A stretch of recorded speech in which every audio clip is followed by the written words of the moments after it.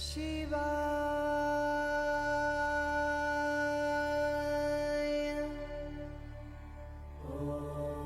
Om Shri Gurubhyo Namaha.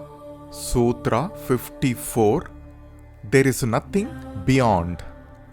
Swadehe jagato vapi sukshma tharani cha tattvani yani nilayam dhyatvante vyajyate para. As the microcosm, so is the macrocosm. The gross individual is the microcosm. Let the gross resolve back into the subtle and the subtle into the subtlest. The reality is the subtlest of the subtlest. This is the realization. The sutras in Vijñāna-Bhairava-Tantra are abstract. This is true for the sutras in other scriptures as well. The sutras convey deep secrets to us about the existence. Every sutra carries deep meaning. The deeper one goes, more and more secrets unfold. Truth cannot be described by words. Words are the only choice that we have to describe the truth, isn't it? While understanding the truth, the mind starts projecting ideas. This leads to unfounded imagination. Imagination can invoke curiosity and nothing beyond. The goal of a sadhaka should be to know the Atman, the only truth and nothing beyond. In the process of realizing the Atman, the sadhaka should not get caught in unnecessary imagination and lose the way. This sutra is simply conveying about the wholeness of the creation. The creation is one whole and everything in the creation is connected. Nothing exists in isolation. All that exists in the creation can be traced back to its origin. The origin is one single truth. For example, a huge banyan tree can be traced back to its origin, which is a seed. The seed is the truth of the banyan tree. In the seed, the banyan tree disappears. In the morning, you notice dewdrops sitting on a flower. What is the source of the dewdrops? It is the ocean. The water in the ocean has appeared as dewdrops on the flower. Understand this way. The water in the ocean evaporates during the mid-afternoon sun. Clouds are formed in the sky. The clouds drain the ocean water as rain. The rainwater appears as the dewdrops on the flower that you noticed in the morning. It is the same water from the ocean that is sitting on the flower as the dewdrops. Do you recognize it as the water from the ocean? If you trace the origin of the dewdrops, it will lead you to the ocean. The dewdrops have appeared from the ocean. In the ocean, they will disappear. The ocean is the truth of the dewdrops. This is the truth for everything in the creation. Every aspect of the creation has appeared from a source. When you trace the creation to the source, the creation will disappear in the source. The source is the truth. There is nothing beyond the source. The source is Bhairava. We are identified with many things in life. The identification becomes our personality. This personality becomes our world. The world is our creation. From where did our world appear in the first place? The sutra says, trace the creation to its source. From where did the creation appear? When you find the source, the creation will disappear in the source. But you will remain.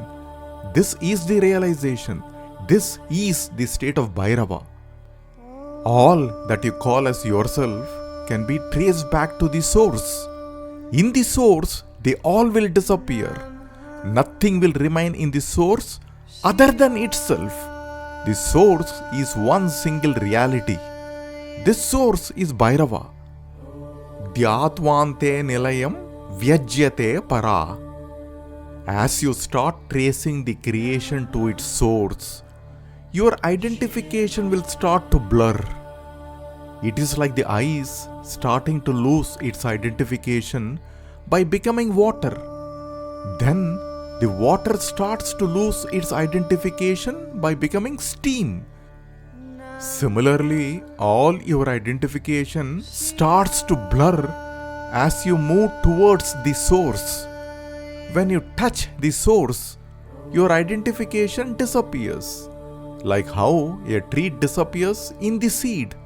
Like how the dewdrops disappear in the ocean. But you will remain. This is the realization. The realization is about the wholeness of the creation. This is the state of Bhairava. An ordinary person is identified with the body. The body appears to be the ultimate truth for the person. The sutra is questioning, from where did the body appear? What is the body's source? Trace the body back to its source. In the source, your body will disappear, but you will remain. You will remain as one with the source, like how the river remains one with the ocean. You are that imperishable, immortal truth. This is the state of Bhairava. The sutra is asking us to contemplate deeply on this aspect. Our body is not just the gross body. We are made of three bodies: the physical, astral and causal bodies. Sthula Shariram, Sukshma Shariram and Karana Shariram. The three bodies in turn are made of 5 sheaths or koshas. The Sthula Shariram is Annamaya Kosha. The Sukshma Shariram is Pranamaya Kosha, Manonmaya Kosha and Vijnāna Kosha. The Karana Shariram is Anandamaya Kosha. The sutra says, let the sadhaka contemplate on the source of the body. From where did the body appear? This is the question. For a moment, look at the creation around you. From where did the creation appear? Your body is also part of the creation, isn't it? The source of the creation should also be the source of your body. How did the creation appear from the source? If we understand the nature of the creation, we will appreciate that we are part of the whole. Everything in the creation is interconnected. Nothing remains in isolation. Can we trace the body back to the source? This is the contemplation in the sutra. It is like tracing the dewdrops on the flower step by step to the ocean. The ocean is the source of the dewdrops. When you trace the dewdrops back to the ocean, it is samhara krama. When you trace the ocean to the dewdrops, it is srishti krama. Krama is sequence of steps. When the creation unfolds from the source to the individual level, it is srishti krama. When the individual is traced back to the source, it is samhara krama. Between srishti and samhara, there are many stages or sequences in creation. Each stage is a combination of tattvas or constituents of creation. The Shastram discusses this elaborately. The creation unfolds as 36 tattvas. The highest tattva is the Shiva tattva and the lowest is the level of the individual. The creation appears from the source, the pure consciousness, from the subtle to the gross. The source is one single truth, the Satyam. The Upanishad says, Sadeva Somye idamagra asid ekameva advitiyam. Before this world was manifest, there was only existence, one without a second. This existence should be understood as Bhairava in Vijñāna-Bhairava-Tantra. How did the creation appear from Bhairava when Bhairava is the absolute, the one without a second. The Shastram says it was the sankalpa or the will of the absolute consciousness. The will is the first thought ever to occur in the universe. Ekoham bahusyama. I am one. Let me celebrate myself by becoming many. This is the sankalpa of Bhairava. By this sankalpa, the Brahman or Bhairava projected itself as many. The creation is the celebration of this consciousness. This sankalpa of Bhairava is Bhairavi. Bhairavi is the Maya Shakti of Bhairava.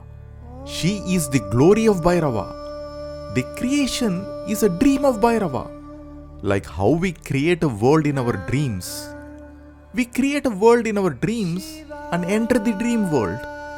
The dream becomes alive because of our Shakti. This is our Maya Shakti. Similarly, the creation is the dream of Bhairava and it becomes alive because of his Maya Shakti. When the creation comes into existence, it becomes limited. Without limitation, the creation is not possible. There are 5 limitations known as Kanchuka. The Kanchuka is because of Maya Shakti that creates a sense of duality. The one looks like many. The creation which is many is limited by 5 aspects. This is Kanchuka. The creation is limited by Kala, which is limitation of our actions. Vidya, which limits our knowledge. Raga limits our contentment and creates desire. Kala limits our experience, and Niyati is space and time limitations. These are the limitations which Maya poses on the consciousness. The consciousness is veiled by the Kanchuka of the Maya Shakti. Maya Shakti has 3 gunas which are Sattva, Rajas and Tamas. From Maya appears Purusha, the limited being. From Purusha appears Prakriti with the 3 gunas Sattva, Rajas and Tamas. At the level of the individual, Prakriti becomes the nature during the birth. However, Prakriti is very subtle and universal. From Prakriti appears the mind. This should be understood as Buddhi. This is at the cosmic level. At the individual level, Buddhi is the ability to be aware and know with clarity about this and that. From Buddhi appears Ahamkara. This is the I consciousness. Ahamkara is responsible for the individuality. Everything in creation looks separate. This is an illusion by itself. At the individual level, it is about I am different. I am a personality. The creation is outside me. I am an individual, etc. From Ahamkara appears Manas. The cosmic Purusha is becoming limited. From Manas appears the 5 Jnanendriyams. The Jnanendriyams are Shabda, Sparsha, Rupa, Rasa and Gandha. These are known as Tanmatras.